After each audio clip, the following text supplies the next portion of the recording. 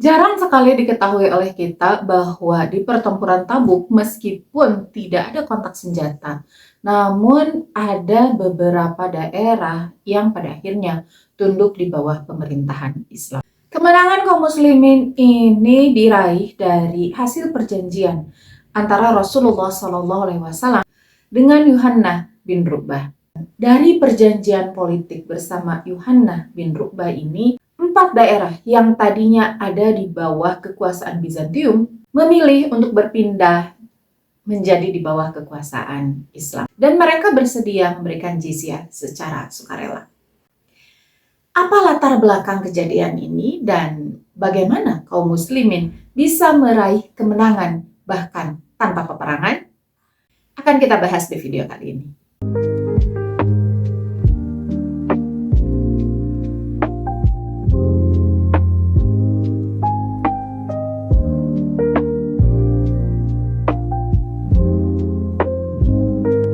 Assalamualaikum warahmatullahi wabarakatuh, teman pecinta sejarah. Apa kabarnya hari ini? Mudah-mudahan dalam keadaan sehat dan selalu dalam lindungan Allah Subhanahu wa taala. Bertemu lagi dengan saya Anissa Amisani di program Baca Sejarah. Masih di serial kronologi sejarah tahun 631 Masehi bertepatan dengan tahun 9 hingga 10 Hijriah.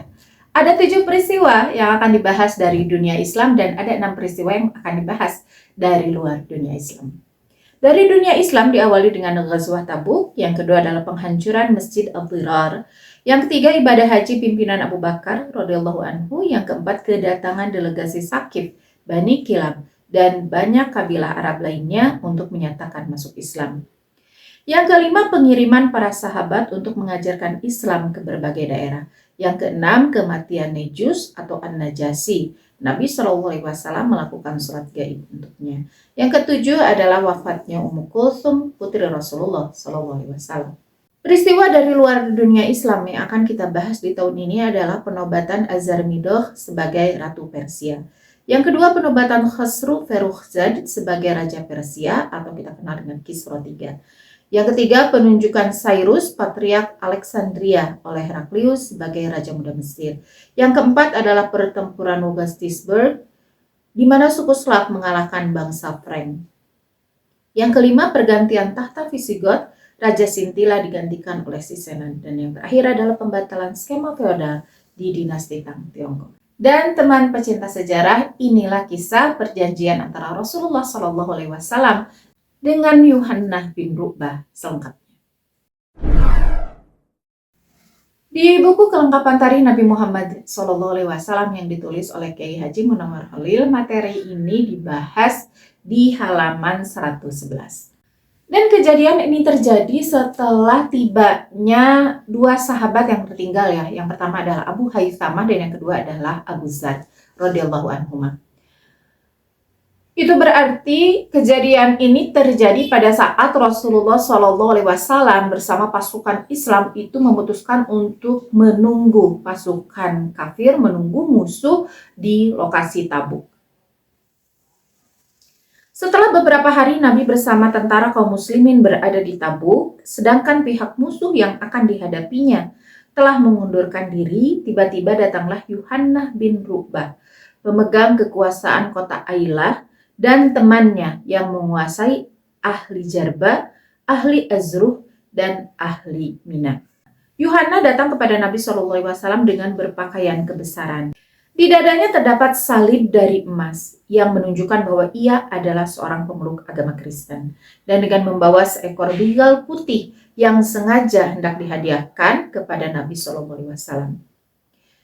Rasulullah SAW menerima hadiah itu dengan baik dan beliau lalu menyampaikan hadiah sebuah kain selimut beliau sendiri kepadanya dan dipakaikannya.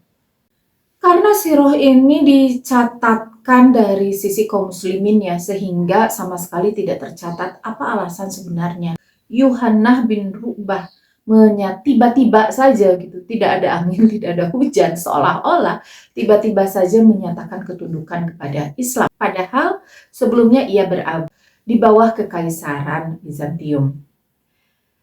Hanya saja patut dicurigai bahwa ia memutuskan menyerah kepada kaum muslimin karena kabar-kabar yang beredar pada saat itu yang viral Yang santer terdengar adalah kehebatan kaum muslimin. Pernah dibahas ya di video sebelumnya bahwa dengan hadirnya sebetulnya berita tentang kehebatan kaum muslimin ini telah sampai dari sejak pertempuran Mu'tah. Pertempuran Mu'tah itu kaum muslimin sudah bersinggungan dengan Bizantium, dengan sebuah kerajaan adidaya pada masa itu. Meskipun memang dikatakan kaum muslimin itu tidak terlihat kemenangannya karena tidak ada harta rampasan perang, tidak ada tawanan, juga tidak ada daerah yang ditaklukkan. Tetapi jelas sekali bahwa di pertempuran tersebut pasukan Bizantium lari tunggang langgang, meninggalkan medan pertempuran lebih dulu, meninggalkan panji-panji mereka lebih dulu dibandingkan dengan kaum muslimin. Memang tidak ada pengejaran karena memang Khalid bin Walid berpandangan bahwa hal itu tidak bijak ya untuk disusul karena memang kondisi kaum muslimin tidak terlalu baik secara kekuatan lah, tidak terlalu seimbang. Karena di pertempuran Mu'tah itu kan 70 dari Bizantium itu berbanding dengan satu pasukan dari kaum muslimin dari sisi jumlah. Karena hal itu pun juga tersiar kabar betapa hebatnya kaum muslimin. Satu orang kaum muslimin melawan 70 orang lebih Bizantium. Tetapi mereka tidak bisa dikalahkan. Ditambah lagi setelah kepulangan dari Mu'tah, kaum muslimin itu kan langsung mengalahkan, bisa dikatakan musuh bebuyutannya selama ini ya, yaitu kaum Quraisy, dan seluruh jazirah Arab pada akhirnya dimenangkan setelah Fathu Mekah ini. Dan luar biasanya tanpa pertempuran. Ada bayangkan ya, bayangkan kalau berita itu terjadi zaman sekarang, bagaimana viralnya. Sebuah entitas baru di Madinah dipimpin oleh seorang tokoh yang luar biasa. Ini kita beritanya katakanlah didengar dari luar ya, didengar dari orang-orang atau dari kerajaan-kerajaan kecil yang tadinya ada di bawah Bizantium, khususnya Yuhannah bin Ruqbah. Entitas baru nih, dipimpin oleh seorang tokoh yang juga baru. Namanya belum pernah terdengar, belum pernah menjadi seorang raja. Dia bukan bahkan di daerahnya itu tidak, bahkan bukan kepala suku juga. Meskipun dari seorang ya bangsawan lah ya, Rasulullah SAW itu dari garis Abdul Muthalib, dan Abdul Muthalib itu tokoh juga di Quraisy, tetapi kan sebatas Quraisy saja. Mereka tidak mengetahui kenapa ini, siapa ini, Muhammad ini siapa, tiba-tiba muncul, tiba-tiba menggetarkan Bizantium. Puncaknya adalah di pertempuran Tabuk, di mana pasukan Bizantium yang gembar-gembor awalnya mau menyerang ke Madinah, ternyata baru sampai di Tabuk menunggu pasukan kaum muslimin, mereka tiba-tiba lari, meninggalkan medan pertempuran. Bahkan sebelum kaum muslimin benar-benar tiba di Tabuk. Berita ini betul-betul menggemparkan, terutama bagi yang ada di lokasi tersebut, yang terdekat di Tabuk. Salah satunya adalah daerah Ailah, Jarba, Azruh, dan Mina. Dari Jarba, Azruh, dan Mina tidak disebutkan namanya, hanya disebutkan ahli di daerah tersebut, maksudnya pemimpin, tapi tidak disebutkan namanya, sebagaimana Yuhannah. Yuhannah disebutkan namanya karena dari 4 pimpinan daerah tersebut dia yang menjadi juru bicara, dan terlihat dia posisinya itu lebih tinggi ya dibanding ketiga pimpinan daerah lainnya. Kedatangan Yuhannah ini benar-benar menyolok mata lah ya. Dia datang dengan pakaian kebesarannya, dan otomatis kalau dengan pakaian kebesarannya dia datang juga dengan para punggawanya, tidak dia sendirian gitu ya. Dia memakai baju kebesarannya dan dengan salib yang sangat mencolok terlihat di dadanya. Ini adalah bahasa politik dari Yuhannah bin Ruqbah, bahwa dia datang membawa hadiah untuk Rasulullah SAW, tetapi dia tidak hendak ikut kepada keyakinan Rasulullah SAW. Namun kedatangan Yuhannah bin Ruqbah ini, apalagi dengan membawa hadiah kepada Rasulullah SAW, ini adalah salah satu bentuk ketundukan secara persahabatan dan ketundukan secara politik. Hadiah itu diterima oleh Rasulullah SAW dengan baik, dan sebagaimana bahasa politik juga ya, Rasulullah SAW memberikan balasan kepada Yuhannah bin Ruqbah berupa selimut, dan langsung gitu ya dipasangkan oleh Rasulullah SAW ke pundaknya Yuhannah. Dan keadaan Yuhannah yang tadi ya dengan baju kebesarannya, jadi dia masih kayak datang dengan izah lah ya, bukan dengan ketundukan sebagaimana orang yang kalah. Dia juga memakai salibnya tadi kan. Namun ini tidak menghalangi Rasulullah SAW untuk berdakwah kepada Yuhannah. Selanjutnya Nabi SAW menyerukan kepada Yuhannah supaya mengikut Islam, tetapi ia menyatakan dengan terus terang bahwa ia belum mau memeluk Islam. Hanya saja ia menyampaikan kesanggupannya membayar jizyah atau pajak kepada Nabi SAW dari segenap penduduk yang berada di bawah kekuasaannya. Karena itu Nabi SAW mengadakan perjanjian dengannya sebagai jaminan bagi keselamatan penduduknya. Selanjutnya Nabi SAW memerintahkan kepada seorang juru tulisnya supaya menuliskan surat perjanjian perdamaian untuk Yuhannah bin Ruqbah dan untuk segenap penduduk kota Ailah. Adapun isi surat perjanjian tersebut ditulis sebagai berikut. Teman pecinta sejarah, di sini kita bisa melihat sikap Rasulullah SAW ya. Meskipun Yuhannah itu sudah secara terang benderang salib yang juga dia kenakan, kayak menutup kemungkinan gitulah ya, menutup kemungkinan Rasulullah untuk mengajaknya masuk Islam. Hanya saja ini tidak mengurungkan niat Rasulullah SAW untuk berdakwah. Dan ini harus jadi pelajaran untuk kita ya. Meskipun kita sudah melihat nih gelagatnya, wah orang ini kayaknya susah nih untuk didakwahi, atau kayak menutup diri untuk didakwahi. Mereka berteman tapi tidak mau kena dakwah kita gitu. Nah, ini tidak boleh menutup diri kita untuk menjalankan misi dakwah kepada mereka.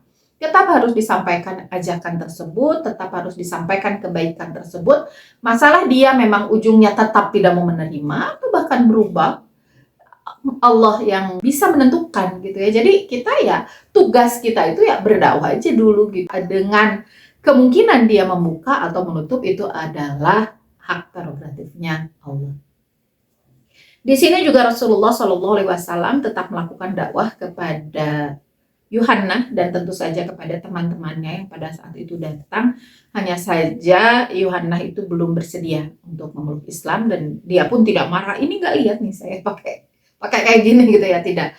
Dia menjawab dengan sangat gamblang bahwa saya, wahai Muhammad, belum bersedia untuk ikut ke dalam agamamu. Hanya kami ini bersedia untuk memberikan pajak, yang artinya bersedia untuk berpindah nih dari yang tadinya kekuasaan Bizantium, berpindah sekarang siap untuk berada di bawah pemerintahan Islam di Madinah.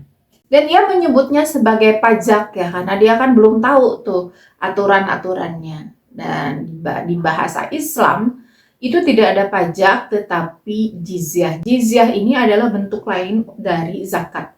Zakat adalah kewajiban yang harus dilakukan oleh setiap kaum muslimin, tetapi jizyah adalah kewajiban juga yang harus dilakukan oleh ahli dhimmah, yaitu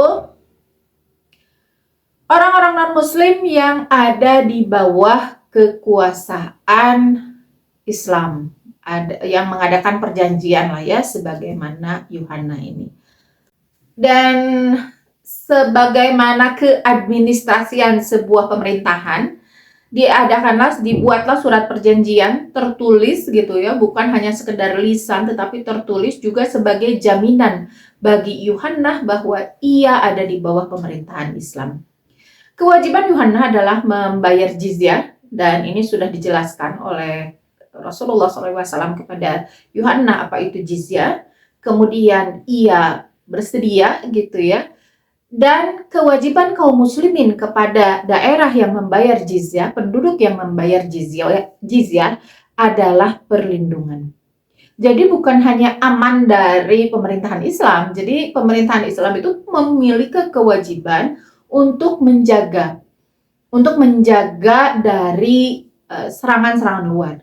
Tiba-tiba misalnya ya, Ailah itu ada serangan dari Bizantium, daerah terdekat kan ya, Bizantium itu dia Ailah ini beririsan nih dengan kekuasaan Bizantium, nanti diserang nih tiba-tiba, maka kaum muslimin yang ada di Madinah itu memiliki kewajiban untuk menjaga teritori dan menjaga keamanan daerah tersebut. Dan ini adalah surat perjanjian yang dituliskan. Dengan nama Allah yang Maha Pengasih lagi Maha Penyayang, inilah keamanan dari Allah dan Muhammad, Nabi utusan Allah, kepada Yuhannah bin Ru'bah dan penduduk Ailah, perahu-perahu dan kendaraan-kendaraan mereka di darat dan di laut. Bagi mereka itu jaminan Allah dan jaminan Muhammad, dan bagi orang yang beserta mereka dari penduduk Syam, penduduk Yaman, serta penduduk pantai laut. Barang siapa di antara mereka yang melanggar satu pelanggaran dari perjanjian ini, maksudnya, maka sesungguhnya harta bendanya tidak akan dapat memelihara atau melindungi dirinya. Dan sesungguhnya harta benda itu barang yang baik bagi barang siapa yang mengambilnya dari manusia. Dan sesungguhnya orang-orang tidak boleh dihalangi akan mendatangi pangkalan air, dan tidak boleh pula dihalangi melalui jalan yang mereka kehendaki, baik darat maupun laut. Jadi isi perjanjian ini lumayan detail ya, bagaimana Rasulullah SAW menjamin. Jadi bukan kayak menjamin secara global gitu, bahwa ya dijamin keselamatannya akan dijagain sama kaum muslimin, tetapi juga perjanjian apa yang harus dilakukan oleh kaum muslimin secara detail, yaitu menjamin bahkan baik dari penduduk Syam, dari penduduk Yaman, kemudian kendaraan-kendaraannya itu dibebaskan untuk kayak pungutan dan sebagainya gitu. Ini ada di bawah perlindungan kaum muslimin. Tetapi jika melanggar, misalnya melakukan penyerangan, kemudian melakukan pengkhianatan, baik secara resmi kenegaraan maupun secara pribadi, ini akan mendapatkan hukuman.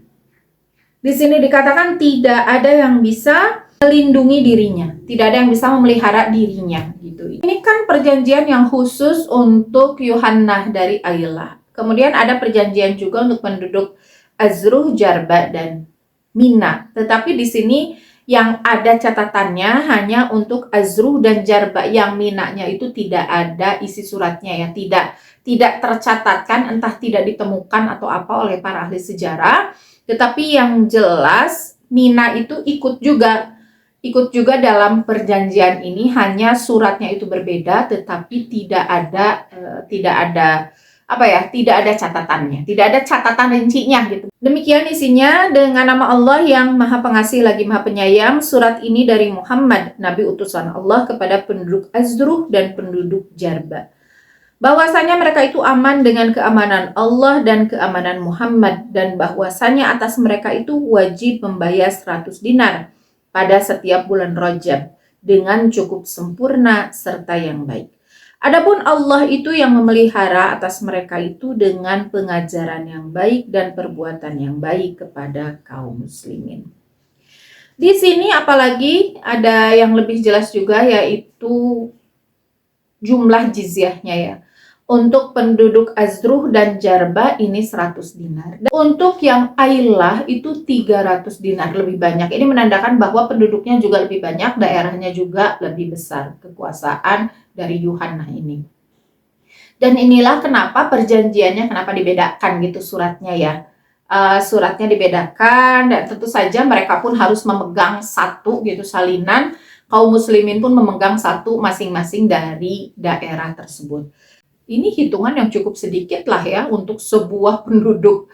Karena kalau kita membayangkan kaum muslimin saja ketika datang ke Tabuk itu kan sumbangannya besar-besar ya.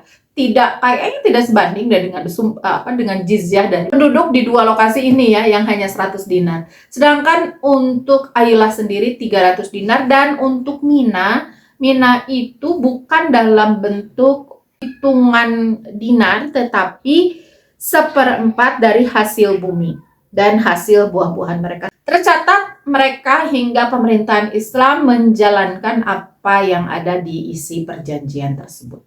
Pilihan bagi 4 lokasi ini, baik Ayla, Azruh, Jarba maupun Mina adalah pilihan yang sangat-sangat baik. Karena dengan ada di bawah perlindungan kaum muslimin, dengan berita yang begitu heboh, berita yang begitu besar, jaminan keselamatan untuk mereka juga besar. Baru mendengar kabar itu bisa jadi orang nggak akan berani tuh datang kepada mereka untuk melakukan serangan-serangan, apalagi mengambil alih pimpinan. Mereka merasa aman, sehingga izah yang dimiliki oleh kaum muslimin pada saat itu menular juga kepada mereka. Oh, mereka ada di bawah perlindungan Madinah nih, pemerintahan Islam. Izah mereka di daerahnya pun akan ikut naik. Dan ini pilihan yang sangat baik ya, secara politik, karena mereka secara agama kan mereka tidak ikut kepada agama Rasulullah SAW, mereka tidak ikut ke dalam agama Islam, mereka tetap dengan agama mereka, yaitu Kristen. Dan ini dijaga oleh Rasulullah, tidak ada paksaan sama sekali dari Rasulullah SAW bahwa penduduknya harus masuk Islam semua, tidak ada, gitu ya. Hanya tadi di perjanjian Azruh dan Jarba itu disinyalir sudah ada penduduk yang masuk Islam. Karena di sini ada khusus ya perbuatan baik kepada kaum muslimin. Jadi ada tulisan yang berbeda lah gitu ya, sehingga patut diduga bahwa memang masyarakatnya itu sudah ada yang memeluk Islam. Hanya secara jumlah memang tidak disebutkan, tetapi kemungkinan banyak karena masuk ke dalam perjanjian ya. Ini berarti perlindungan yang luar biasa untuk kaum muslimin yang ada di daerah Azruh dan Jarba. Teman pecinta sejarah, inilah pentingnya kekuasaan dan kehebatan bagi seorang kaum muslimin. Bukan sekedar izzah tetapi juga penjagaan. Bukan sekedar buat gaya-gayaan, enggak. Tetapi penjagaan bagi siapa? Bagi penduduknya. Bukan hanya untuk yang kaum muslimin, tetapi juga non-muslim. Aman mereka ada di bawah kekuasaan Islam. Ini kita bandingkan dengan peristiwa di tahun sebelumnya yang dilakukan oleh Heraklius. Di mana Heraklius ketika pulang dari pertempuran dengan Persia, mengambil kembali salib sejati dari Ctesiphon kembali ke Palestina, itu disertai dengan satu dekret yang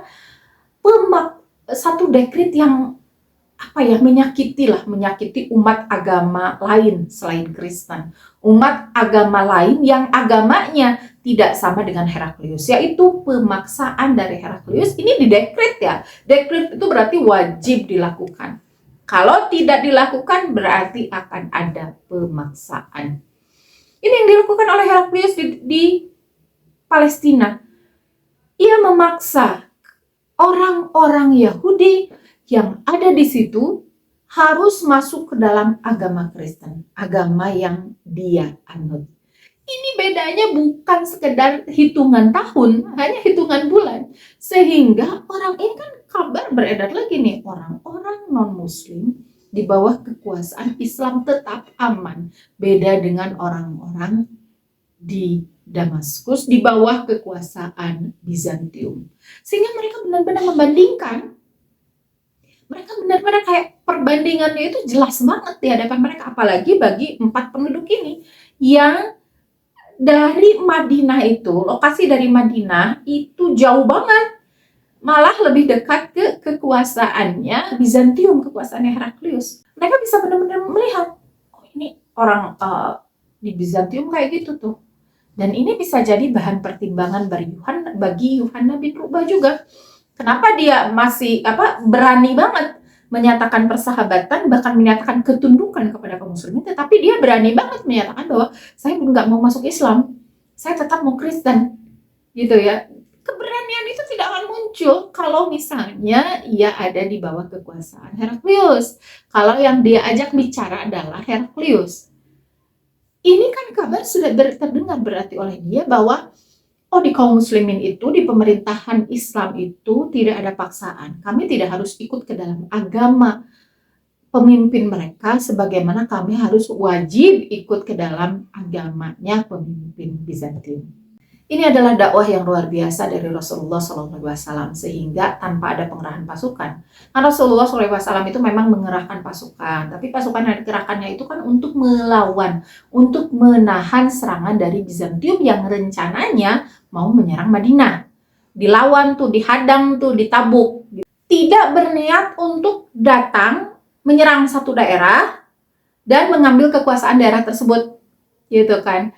Sekiranya tidak akan ada kabar pengerahan pasukan dari Heraklius, tentu Rasulullah SAW pun tidak akan mengerahkan pasukan, apalagi sangat banyak, apalagi di masa yang paceklik, gitu ya, tiba-tiba saja datang ke Tabuk mau menyerang. Tidak, gitu ya. Tetapi hadir ke Tabuk karena memang dalam tanda kutip undangan dari Heraklius. Teman pecinta sejarah, mengingat tentang kehebatan Islam pada masa lalu, mengingat izah kaum muslimin pada masa lalu, bukan hanya kita ingat sebagai nostalgia yang manis ya, tetapi tentu alangkah lebih baik apalagi dengan kita mengkaji sejarahnya, bukan hanya judulnya saja gitu, bahwa Islam pernah begini dan begini, tetapi ada kajian sejarah yang panjang dan kita hanya sebagai penikmat saja yang membaca saja, diharapkan tetap bisa mengambil hikmah dari peristiwa ini. Kemanapun kita berangkat, kemanapun kita pergi, bahkan niat apapun gitu ya, yang pertama kali adalah dakwah dulu. Jadi sebelum melakukan sesuatu kita dakwah dulu. Sebagaimana Rasulullah SAW ketika datang dalam pertempuran itu, sebelum terjadi pertempuran itu kayak udah jadi wajib aja gitu, bahwa ada ajakan dulu ke pasukan musuh untuk masuk Islam. Ajakan dulu kepada mereka supaya nggak usah terjadi pertempuran kalau mereka masuk Islam dan langsung ada di bawah kekuasaan Islam. Langsung ada di bawah pemerintahan Islam. Dan ini wajib dilakukan gitu ya, selalu dilakukan oleh Rasulullah SAW. Meskipun yang menyampaikannya beda-beda. Yang Rasulullah SAW suruh untuk berdakwah itu beda-beda, tetapi biasanya karena pemimpin pasukannya kan beda-beda, dan pemimpin itulah yang mengajak musuh untuk masuk Islam terlebih dahulu. Dimanapun tempatnya, dimanapun lokasinya, dakwah adalah hal utama yang dilakukan oleh kaum muslimin. Bukan hanya penceramah, bukan hanya orang-orang tokoh, tetapi kita pun ada kewajiban untuk menyebarkan kebaikan, menyebarkan tauhid, menyebarkan ilmu tentang agama. Maka kalau begitu, maka kewajiban bagi kita juga untuk mencari ilmu sebanyak-banyaknya. Agar dimanapun kita berada, ketika ada orang yang bertanya tentang Islam, paling tidak kita mengetahui minimal dasar-dasarnya. Teman pecinta, minimal dasar-dasarnya dan minimal ruhnya atau jiwa keislamannya bisa mereka tangkap. Teman pecinta sejarah, luar biasa bahasan kita kali ini. Terima kasih sudah menyimak hingga detik ini. Mohon maaf atas kesalahan. Insya Allah bertemu lagi di video berikutnya. Masih di pertempuran Tabuk tahun 631 Masehi bertepatan dengan tahun 9 Hijriah. Jangan lupa untuk subscribe bagi yang belum, like, komen, dan share. Wassalamualaikum warahmatullahi wabarakatuh.